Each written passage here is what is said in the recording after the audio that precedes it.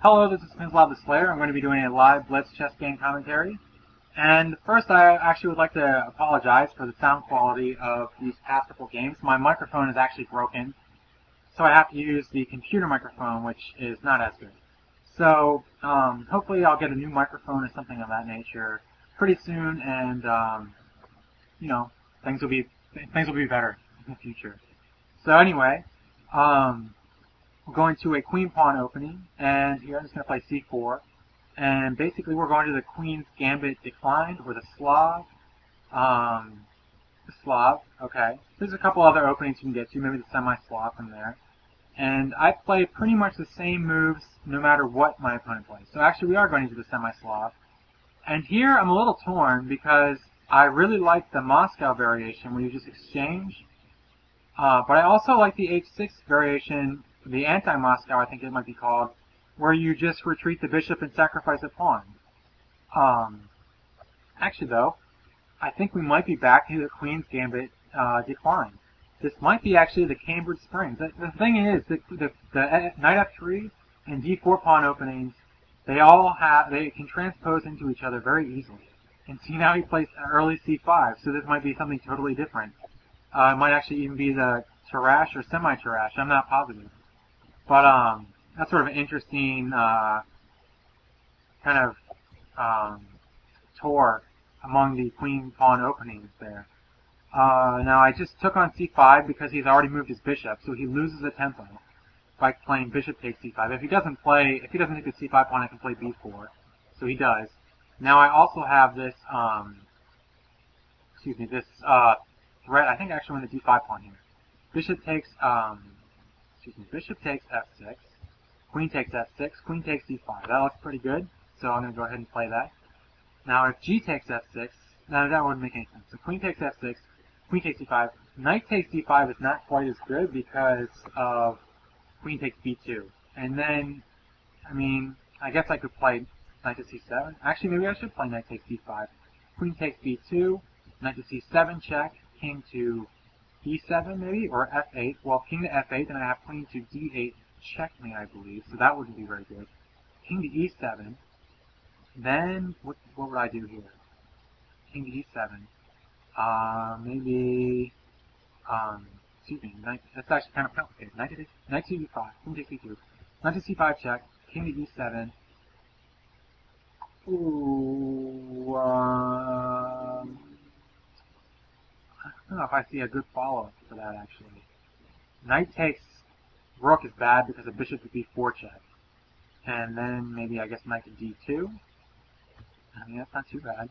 Bishop takes, oh no, that's the problem. Bishop takes d2, queen takes e2, queen takes a1 check, and things kind of fall apart.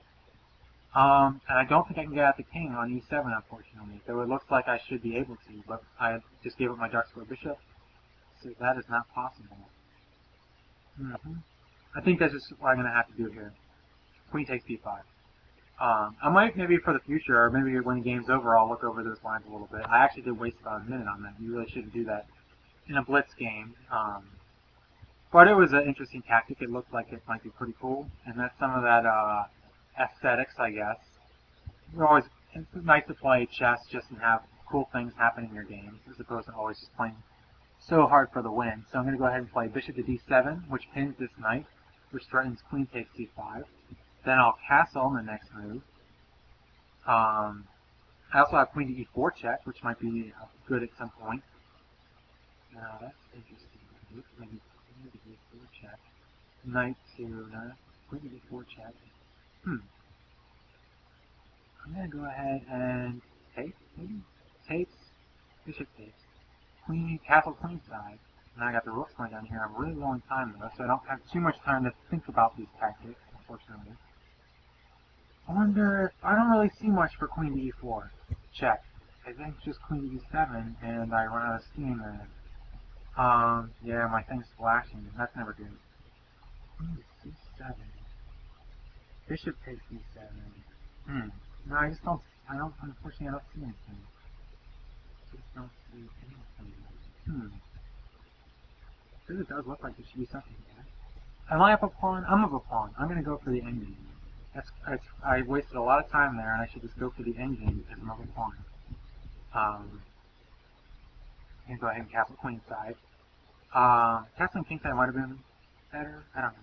I get the rooks activated a little bit earlier, and with this pin on the d7 knight, the rook on the d file looks pretty good. Also, maybe I can play rook to d2 or rook to d3, and rook h, excuse me, rook h to d1.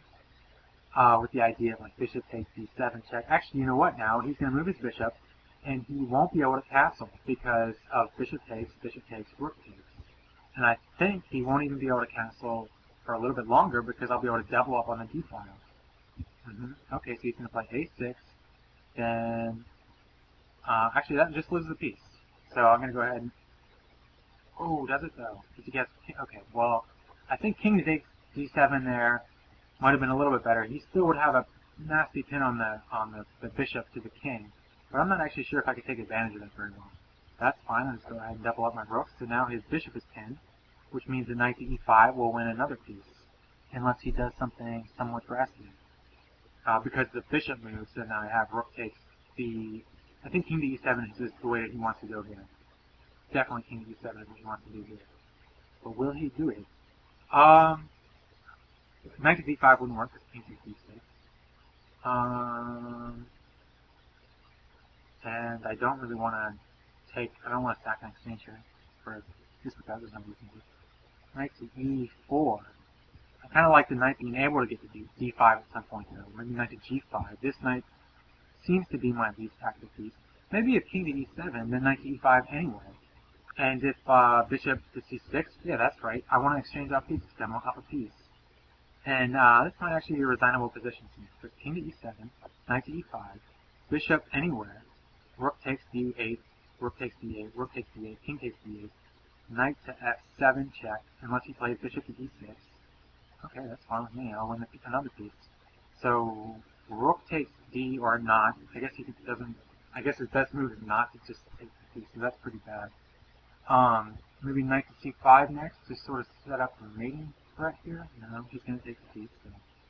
This game was actually kind of, you know, not as exciting as I won the last one.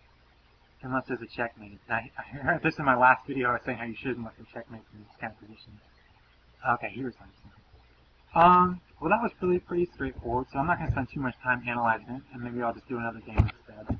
So just real quick, we got a bunch of different openings. Eventually we got to a semi-Slav, and then we got to maybe a Tarrasch defense of some sort. Tarrasch defense is where black mimics white's pawn structure here, and oftentimes he gets an isolated queen's pawn, which in fact he did, and this pawn is pretty weak usually, and black didn't really have the right resources up here to take advantage of that, and now he just drops a piece.